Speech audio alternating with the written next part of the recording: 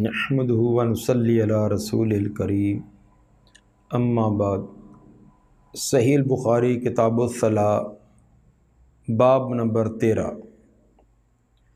باب کم تصلی المرأۃ فی الثیاب۔ باب ہے اس سلسلہ میں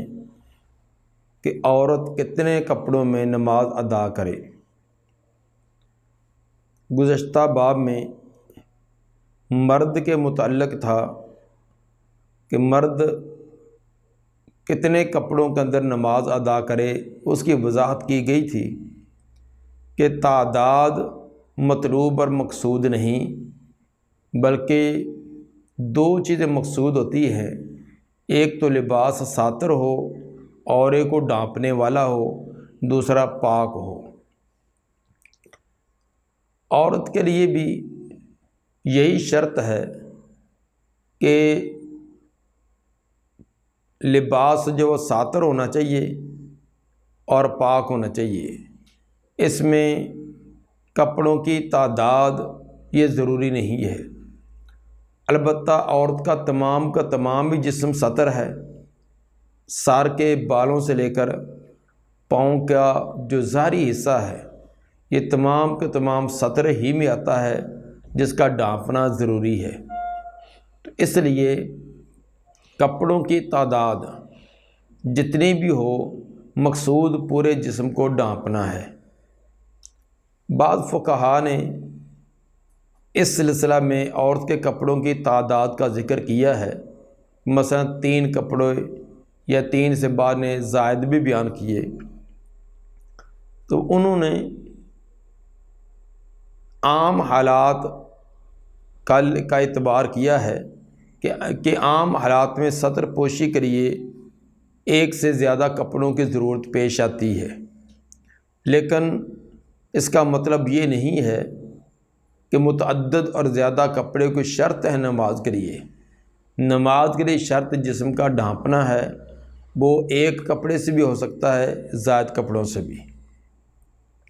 امام بخاری رحمہ اللہ اسی بات کو واضح کرنا چاہتے ہیں، فرماتے ہیں کہ وقال اکرمہ لو بارت جسدہ فی ثوب جازا، اگر کوئی کپڑا ڈھانپ لے اس کے جسم کو تو نماز جائز ہے۔ گویا کہ ایسا کپڑا ہونا چاہیے جو عورت کے پورے جسم کو ڈھانپے، تو اس کے اندر اس کے نماز پڑھنا درست ہوگی، کفایت کرے گی۔ حضرت اکرمہ کا یہ قول مصنف عبد الرزاق کی حدیث نمبر 5033 میں ہے۔ لفظ اس کے یہ ہیں لو اخذت المرأۃ ثوبا، اگر کوئی عورت ایک ہی کپڑا لے فتقنعت بہ، اور اس کو اپنے جسم پر اچھی طرح ڈھانپ لے، حتی لا یری من شعرها شیء، حتیٰ کہ اس کے بال بھی نظر نہ آئیں، اجزا عنہا، تو یہ اس کو کفایت کر دے گا، اس کے اندر نماز پڑھنا درست ہوگی۔ اس اثر سے امام بخاری رحمہ اللہ نے یہ ثابت کیا کہ عورت کے لیے بھی جسم کا ساتر ہونا کپڑا یہ شرط ہے، وہ تعداد ایک بھی ہو سکتی ہے یا ایک سے زیادہ بھی ہو سکتی ہے۔ حدیث نمبر 372 قال حدثنا ابو الیمان قال اخبرنا شعیب عن زہری قال اخبرنی عروہ ان عائشہ قالت لقد کان رسول اللہ صلی اللہ علیہ وسلم یصلی الفجر فیشہد معه نساء من المؤمنات متلفعات فی مروطہن ثم یرجعن الی بیوتہن ما یعرفہن احد۔ سیدہ عائشہ رضی اللہ تعالیٰ عنہ فرماتی ہیں کہ رسول اللہ صلی اللہ علیہ وسلم صبح کی نماز پڑھاتے، فیشہد معه نساء من المؤمنات، تو آپ کے ساتھ نماز کا در مومن عورتیں بھی شریک ہوتی، وہ بھی جماعت کے ساتھ نماز ادا کرتی۔ متلفعات فی مروطہن، اور عورتیں اس حال میں آتی کہ انہوں نے اپنی بڑی چادروں کے ساتھ اپنے جسم کو لپیٹا ہوتا، بڑی بڑی چادروں کے ساتھ جسم کو لپیٹا ہوتا۔ ثم یرجعن الی بیوتہن، پھر نماز مکمل کرنے کے بعد وہ اپنے گھروں کو واپس جاتی، ما یعرفہن احد، کوئی ایک بھی ان کو پہچان نہ سکتا۔ اس طرح انہوں نے اپنے بڑی بڑی چادروں کے ساتھ جسموں کو لپیٹا ہوتا کہ کوئی ان کی پہچان بھی نہ کرتا۔ پہچان سے مراد کہ پردہ اور حجاب ہونے کے باوجود عورت کی ساخت، حیت اور کیفیت سے پتہ چل ہی جاتا ہے، خصوصاً جو اپنی قریبی رشتہ دار ہوتی ہیں، والدہ ہے، ہمشیرہ ہے، خالہ پھوپھی ہے،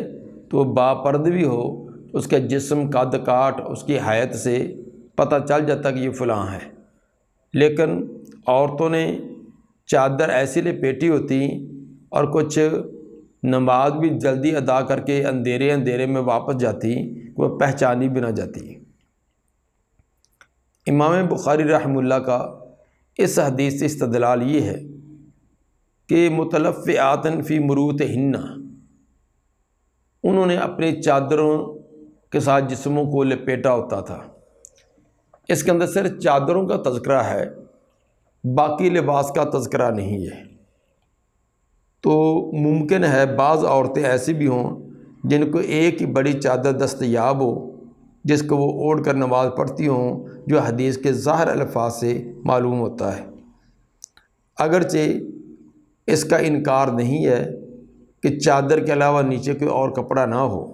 لیکن حدیث کے ظاہری الفاظ اس بات پر دلالت کرتے تھے، اسی سے امام بخاری رحمہ اللہ نے استدلال کیا ہے۔ تو بات یہی ہے کہ عورت کا پورا جسم جو ڈھانپا ہوا ہونا چاہیے، سار کے بال بھی اور پاؤں کے اوپر والا ظاہری حصہ بھی۔ اس کے لیے کپڑوں کا تعداد کا نہیں ہے کہ وہ اتنی تعداد میں ہوں، بلکہ پورے کے پورے جسم کا ڈھانپنا شرط ہے۔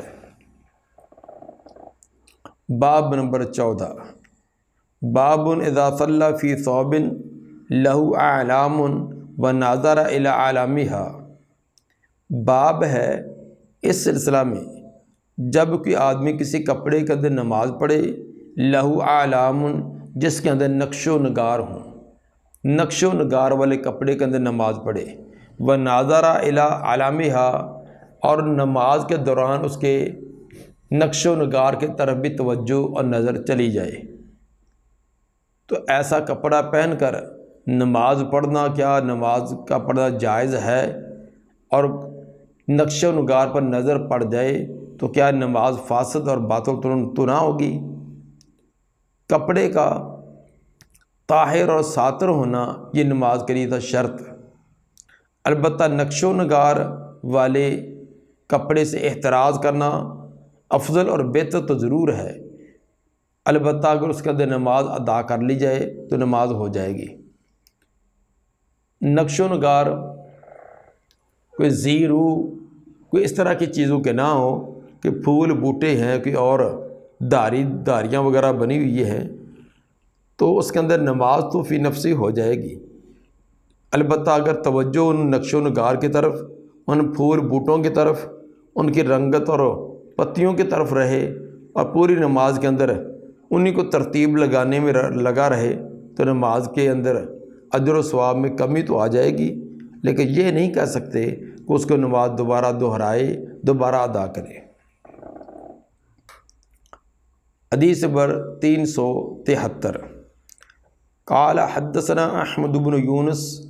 قال حدثنا ابراہیم بن سعد قال حدثنا ابن شہاب عن عروۃ عن عائشۃ ان النبی صلی اللہ علیہ وسلم صلی فی خمیصۃ لہا اعلام، نبی صلی اللہ علیہ وسلم نے ایک چادر میں نماز پڑھی جس میں داریاں تھیں، نقش و نگار تھے۔ فناظر الی اعلامها نظرۃ، آپ نے دیکھا ان نقش و نگار کی طرف ایک مرتبہ دیکھنا، ایک نظر آپ کی ان نقش و نگار کی طرف بھی اٹھ گئی۔ فلما انصرف، جب آپ نے نماز سے انصراف کیا، نماز مکمل کی، قال اذهبوا بخمیصۃ هذه الی ابی جہم، آپ نے فرمایا کہ میری اس چادر کو ابو جہم کے پاس لے جاؤ، باتون بانبجانیت ابی جہم، اور ابو جہم کی جو سادہ چادر ہے وہ مجھے واپس وہ لا دو۔ فَإِنَّهَا أَلْحَتْنِي آنِفًا عَنْ صَلَاتِي، بے شک اس نے تو مجھے مشغول کر دیا تھا ابھی میری نماز سے، اس نے تو مجھے میری نماز سے ہی مشغول اور غافل کر دیا تھا۔ وجہ یہ تھی کہ ابو جہم رضی اللہ تعالیٰ عنہ انہوں نے آپ کو ایک خوبصورت نقش و نگار داریوں والی چادر آپ کو گفٹ اور تحفے میں پیش کی۔ آپ نے وہ چادر اوڑھ کر نماز ادا کی تو نماز کے دوران اس کی وہ داریاں جو نقش و نگار کی طرف توجہ چلی گئی، تو سلام پھرتے ہی آپ نے اس کو جلدی سے اتارا اور لپیٹ کر کہا کہ ابو جہم کو واپس کر دو، اور ان کو کہو کہ جو سادہ چادر ہے بغیر نقش و نگار کے وہ مجھے دے، یہ میں اس کو استعمال نہیں کروں گا کیونکہ اس کے اندر نقش و نگار ہیں، نماز کے اندر ان نقش و نگار خلل کا سبب بنتے ہیں، اس لیے سادہ قسم کی چادر دی جائے۔ اس سے یہ ثابت ہوا کہ نقش و نگار والا لباس پہن کر نماز پڑھنا یہ ناپسند تو ہے، لیکن آپ نے پڑھی ہوئی نماز کو دوبارہ دہرایا نہیں، تو ثابت ہوا جو نماز وہ چادر نقش و نگار والی پہن کر ادا کی تھی وہ نماز درست تھی، اس لیے آپ نے اس کا اعادہ نہیں کیا۔ البتہ بار بار توجہ جانے کی وجہ سے نماز کے اندر خلل آئے گا، جتنی بار بار اس کی طرف توجہ جائے گی اتنا خلل زیادہ آتا جائے گا، حتیٰ کہ نماز کے درجات کے اندر بہت کمی آ جائے گی۔ آپ نے اس چادر کو واپس کیا ہے تو ثابت ہوا کہ نقش و نگار والی اشیاء اگر فتنے کا سبب بنتی ہے،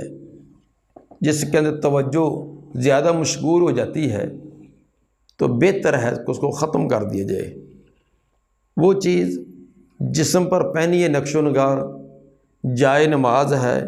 یا مسجد کے اندر کوئی ایسے نقش و نگار بنائے ہوئے ہیں جس کی وجہ سے توجہ ان کی طرف جاتی ہے، اور بسا اوقات انسان ایسی توجہ میں کھو جاتا ہے کہ نماز کے اختتام تک اس کی توجہ واپس ہی نہیں آتی۔ تو یہ آج ہمارے ہاں بہت بڑا ایک المیہ ہے کہ ہماری مساجد کے اندر جو قالین اور چٹائیاں ہیں، دریاں ہیں، جائے نماز ہیں، ان کے اندر ایسی کشیدہ کاری اور نقش و نگار ہوتے ہیں کہ نماز کے اندر پوری کی پوری توجہ انہی کے اندر مشغول ہو جاتی ہے۔ یہ سرخ پھول ہے، یہ پیلا ہے، یہ نیلا ہے، یہ باریک چھوٹا ہے، یہ بڑا ہے، یہ فلاں پودے کا ہو سکتا ہے، یہ فلاں کا ہو سکتا ہے، اس کی پتیاں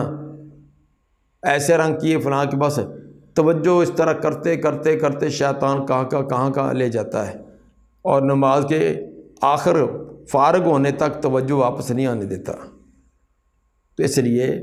ایسے کام خصوصاً جائے نماز ہیں، اس طرح مسجد کی جو سامنے والی دیوار ہے جس پر لاکھوں روپیہ لگا کر اس کے اندر شیشے کی طرح طرح کی نقش و نگار بنائے جاتے ہیں، اتنا پیسہ بھی صرف کیا جاتا ہے، اور نتیجہ اس کا یہ ہوتا ہے کہ نماز کے اندر الٹا یہ خلل کا سبب بنتا ہے۔ تو اس لیے حتی الامکان جو سادگی اپنانی چاہیے۔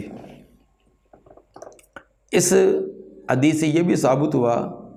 کہ کوئی تحفہ اور ہدیہ دے تو اس سے تبادلہ کیا جا سکتا ہے۔ مثلا ایک آدمی نے آپ کو کوئی کتاب دی ہے، کوئی سوٹ دیا ہے، تو آپ کے پاس وہ کتاب جو اس طرح کا کپڑا جو ہے سوٹ پہلے بھی ہے، تو آپ اس کو کہیں کہ یار مجھے وہ دوسری چیز دے دو، تو یہ اس طرح تبادلہ کیا جا سکتا ہے، واپس کی جا سکتی ہے۔ جس حدیث میں ہدیہ تحفہ دے کر واپس لینے کی ممانت ہے، وہ ہے تحفہ دینے والا واپس لے، اس کے لیے ممانت ہے۔ تو البتہ جس کو تحفہ دیا گیا ہے اگر وہ واپس کرتا ہے تو وہ اس ضمن میں نہیں آئے گی، خصوصاً جب تبادلہ کرنا ہے تو واپس کرنا مقصود نہیں تھا، اس کو وہ چیز کی ضرورت نہیں ہے، یا اس کے وہ استعمال میں نہیں ہے، یا اسی طرح کی چیز اس کے پاس آلریڈی پہلے موجود ہے، تو اس کو کہہ کہ جی مجھے اس کے بجائے فلاں کتاب دے دیں، فلاں سوٹ دے دیں، فلاں چیز جو استعمال ہو رہی ہے وہ عطا کر دیں۔ وقال ہشام بن عروہ عن ابی عن عائشہ قال النبی صلی اللہ علیہ وسلم کنت انظر الی علامها، سید عائشہ رضی اللہ تعالیٰ عنہ کی ایک دوسری سند سے روایت ہے جس کے اندر عروہ سے ابن شام کے بجائے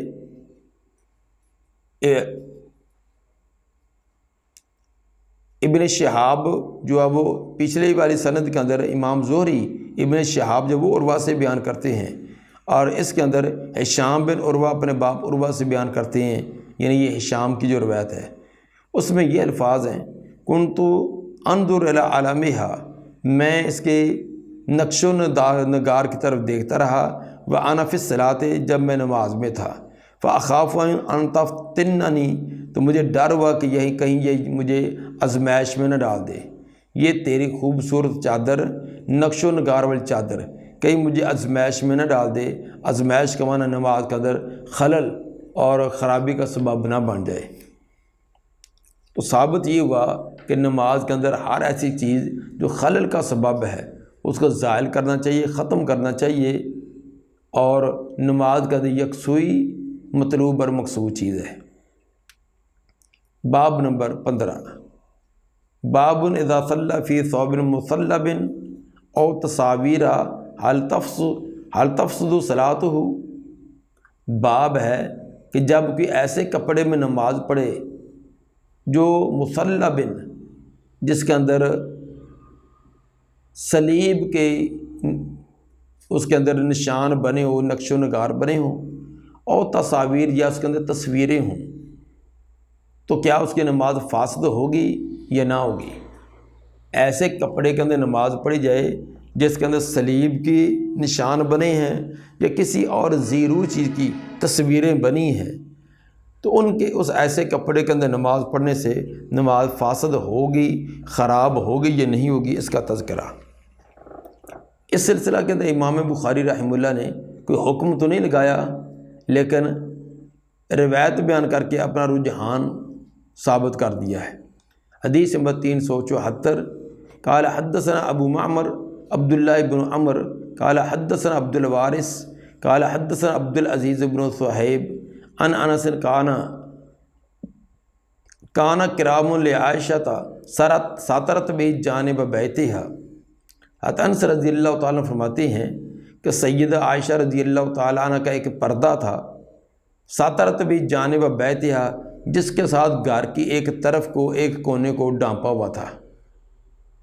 تو گھر کے ایک کونے، اس کے بیک میں پیچھے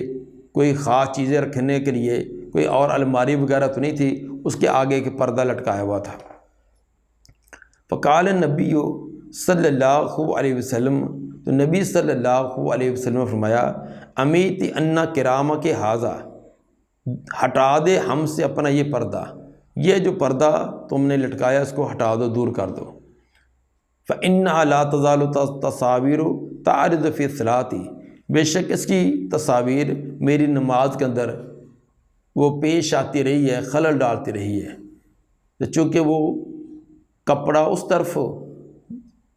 کمرے کے وہ کونا ڈھانپا ہوا تھا جس طرح رخ کر کے آپ نماز ادا کرتے تھے۔ جب نماز ادا کی ہے تو اس کے جو نقش و نگار تھے وہ ان کی طرف توجہ گئی، جس کی وجہ سے نماز کے اندر کوئی خلل کا خدشہ ہوا، اس لیے آپ نے سلام پھیرنے کے بعد فوراً اس کو اتروا دیا تاکہ یہ آئندہ نماز کے اندر خلل کا سبب نہ بنے۔ اس حدیث کے اندر صرف تصاویر کا تذکرہ ہے، صلیب کا تذکرہ اس میں نہیں ہے، جبکہ امام بخاری رحمہ اللہ نے باب کے اندر اس چیز کو بھی بیان کیا ہے۔ تصویر والے کپڑے کی ممانعت، خصوصاً زیرو چیزوں کی تصویر ہے، کسی پرندے کی، کسی اور بلی کی، کسی اور اس طرح کی جانور کی، تو اس کی ممانعت ہے، جس طرح کہ کتاب اللباس حدیث نمبر 5952 کے اندر یہ واقعہ آیا ہے۔ حضرت عائشہ رضی اللہ تعالیٰ عنہ فرماتی ہیں کہ گھر کے اندر کوئی بھی چیز ایسی ہوتی جس کے اندر کوئی تصویر ہے یا صلیب ہے، صلیب کا نشان والی کوئی چیز ہوتی تو الا ناقض، آپ اس کو توڑ دیتے تھے۔ تو ثابت امام بخاری رحمہ اللہ یہ کرنا چاہتے ہیں کہ جس طرح زیرو کی تصویر، کپڑے وغیرہ پر زیرو کی تصویر بنی ہو تو وہ ناپسند اور ممنوع ہے، اسی طرح اگرچہ غیر ذی روح کوئی چیز ہو لیکن وہ ایسی ہو جو کہ